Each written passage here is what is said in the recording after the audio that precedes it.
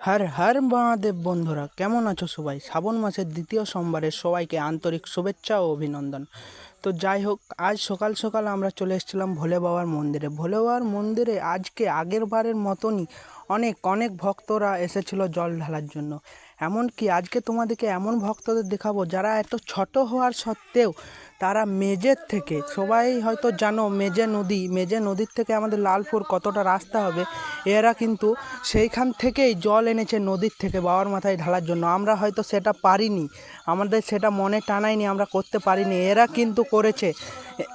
এই যে দেখতে পাচ্ছ এই গ্যাংটি।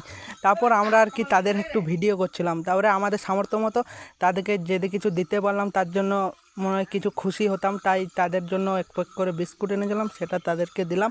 তো যাই হোক বন্ধুরা, তোমরা তোমরা হর হর মহাদেব লিখতে ভুলো না। নমস্কার।